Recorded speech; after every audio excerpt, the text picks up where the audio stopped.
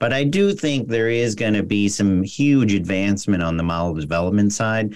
I do think this Betterment, the Schwabs, the Fidelities, the Vanguards, BlackRock, all these guys, they have a fiduciary problem with everything they're doing, in my opinion. They are not fiduciaries. They're using their own products. So they're making you put 10% in cash. I mean, they have all kinds of problems.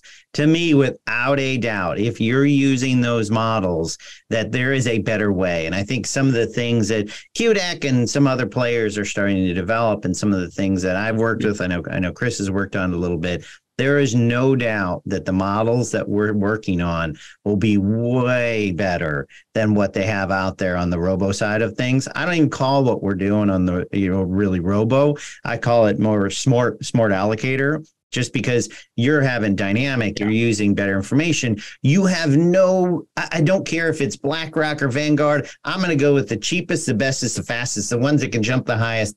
That's what I'm going to use. All those other models out there, that is not what they're doing. And so to me, there is a lot of really interesting things going on the AI side and the model development side. And you can ask it a question. I want to develop an income model that does this type of thing. And it can come back to you, say, here's an idea for model development, and you can start to work on it. And it just again, idea generation. And it gets away from that. It really comes back to fiduciary versus what everybody else is doing. So I don't know, Chris, what you've done on it and what you think on the model development side, but I'm super excited. I think there's a ways to go with it, and I think there's a bunch of interesting things, but I'm super excited on that side. Yeah, Brad, you're right on, because we're already, we're using another company that is, basically using a model to replicate some of the major indexes out there with a tax overlay strategy. So, I think this is going to be the biggest development in taxable accounts in the next 10 years. Because what's happening is you have, all the baby boomers, we're in the biggest intergenerational transfer of wealth ever. Nobody's talking about that. And the thing is, when these people inherit the money, most of the money they're inheriting is taxable. Some of it's in, beneficiary IRAs, but what this other company is doing, and they're using some AI. And also, I think this is where the QDEC product's going, is allowing the ability of the RIA to pull levers. So, because what I ended up doing just last week is that they had, their AI model was more oriented towards growth. When the client opened the account, I said, that's what we wanted to do.